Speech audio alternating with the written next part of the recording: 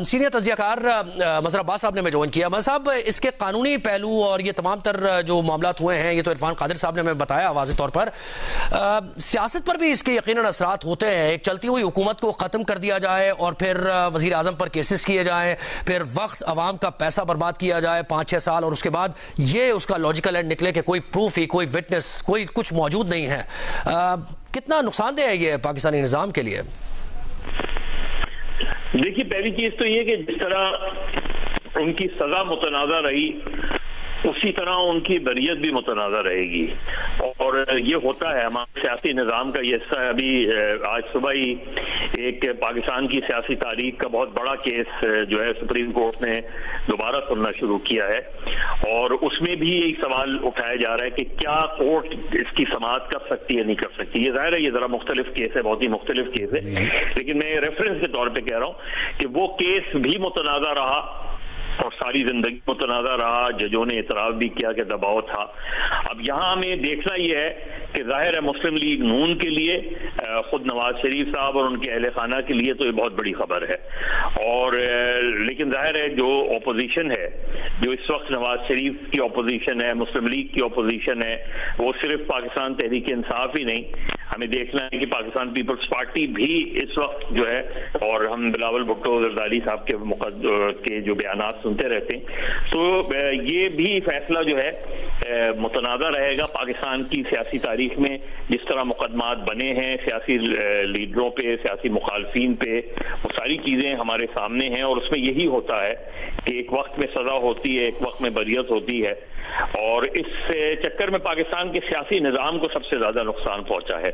एक बात इस्टेब्लिश है कि पाकिस्तान के इंतखाबात 2018 में जिस तरह हुए थे, मुतनाज़ा थे, उससे पहले भी ज्यादातर इंतखाबात मुतनाज़ा रहे हैं, लेकिन ये अब आप उठा के देखें, रिकॉर्ड देखें कि पाकिस्तान की शायद ही कोई ऐसा इलेक्शन हो जिसमें पहले से आपको ये अंदाजा ना हो कि कौन जीतेगा।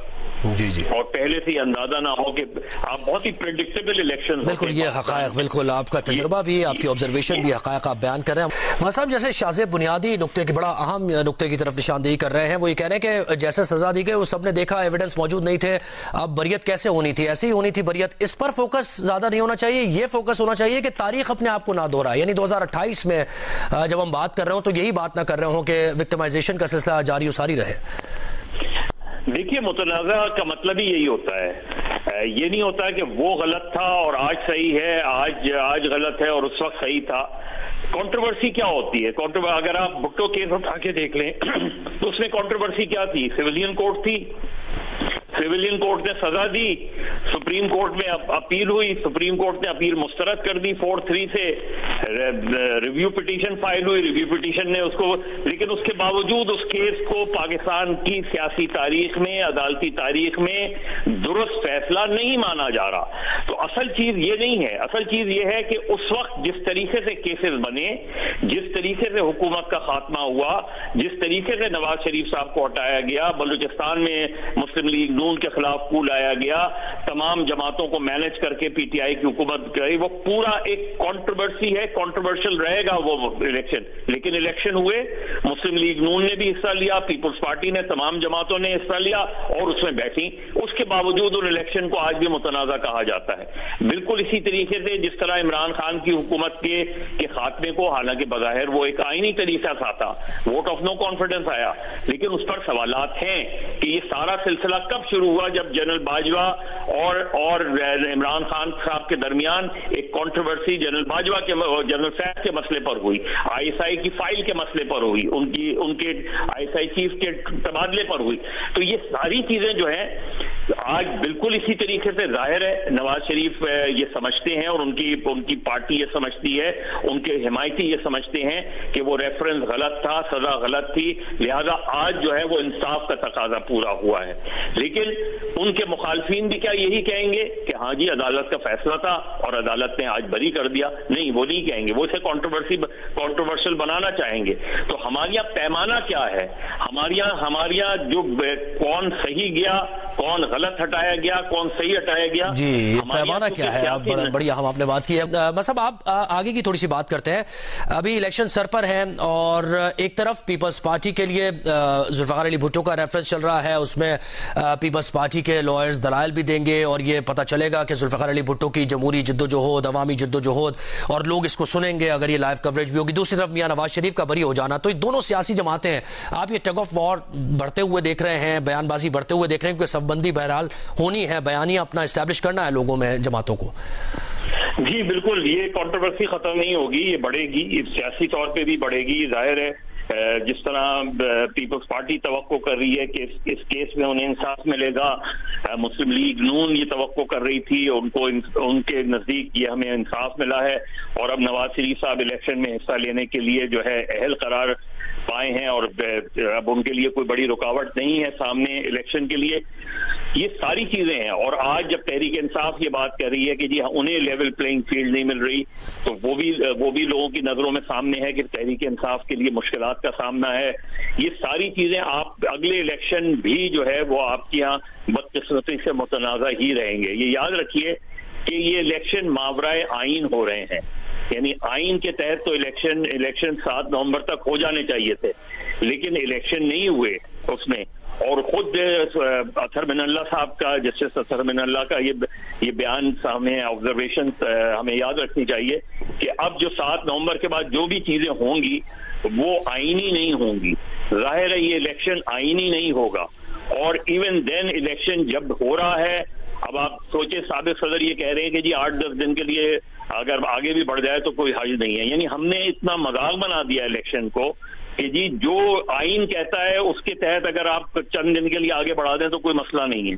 तो ये जो हमारा एटीट्यूड है, ये जो डेमोक्रेसी और पॉलिटिक्स के लिए और कॉन्स्टिट्यूशनल मामला, ये बिल्कुल इस सवाल पे जरूर आपसे मैं एनालिसिस दूंगा कि क्या वजह क्या बनी जो साबिक सदर ने इस तरह का बयान दे दिया इस वक्त। मसा हमारे साथ है जी। मतलब एक तो पहले वो आसिफ अली जरदारी साहब ने जो बयान दिया, क्या समझते हैं आप, क्यों, कि किन हालात वाकयात की रोशनी में उन्होंने बयान दिया?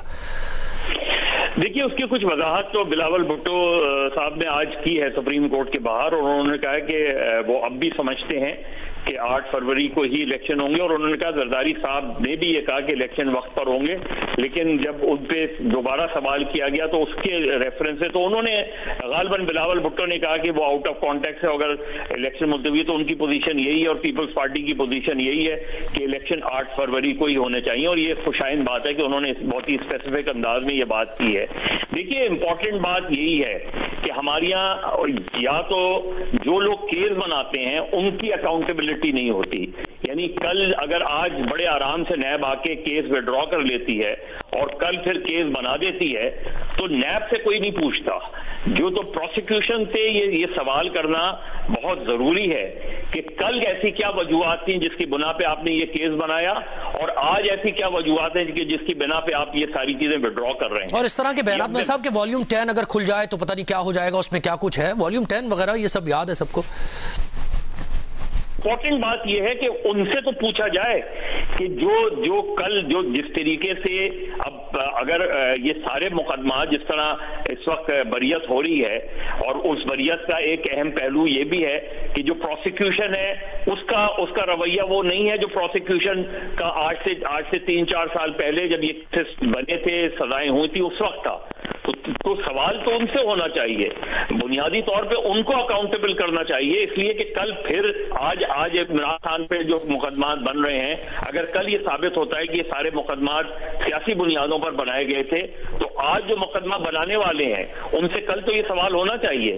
तो हमारे यहाँ जो मुकदमात बनाने और सियासी चीजों को सियासत ज़दा करने का, और अदलिया जिस तरह भी सलीम साफी साहब कह रहे थे कि ये बहुत बड़ी जिम्मेदारी अदलिया की है, क्योंकि आप देखें कि अदलिया के कितने जजेस फैसला दे देते हैं, एक फैसला दे देते हैं, तारीख में पता चलता है कि वो फैसला सियासी था, सियासी बुनियादों पर मुकदमात बनाए, सियासी बुनियादों पे मुकदमे चले, सियासी बुनियादों पे सजाएं हुई।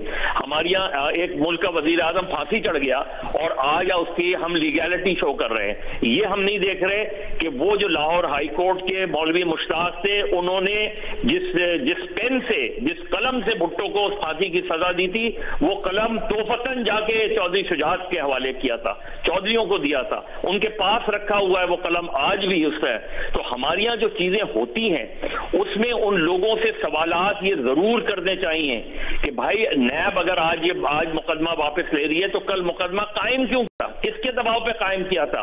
अगर FIA कर रही है दीगर जो है तो प्रोसिक्यूशन को इस तरीके से जो है हमें बगैर कोई क्वेश्चन किए हुए बस ठीक है जी प्रोसिक्यूशन ने केस विड्रॉ कर लिया, केस खत्म हो गया। तो मेरे ख्याल में कोई ना कोई ऐसा फोरम या खुद अदालतें ये सवालात जरूर करने चाहिए कि भाई कल क्या चीजें थी कि जिसकी बुनियाद पे आप ये नवाज शरीफ साहब के ये नहीं हो, आप ये कह रहे हैं ये नहीं हो सकता कि कल भी आप सही थे और आज भी आप सही हो, या तो आप कल गलत थे या फिर आप आज गलत है। बहुत शुक्रिया मजहर अब्बास साहब ने हमें वक्त दिया। शहजाद इकबाल हमारे साथ थे, सलीम साफी हमारे साथ थे। इस्लामाबाद हाईकोर्ट ने अजीजिया रेफरेंस उसमें मियां नवाज शरीफ को बाइज्जत बरी कर दिया है, यह आम खबर है।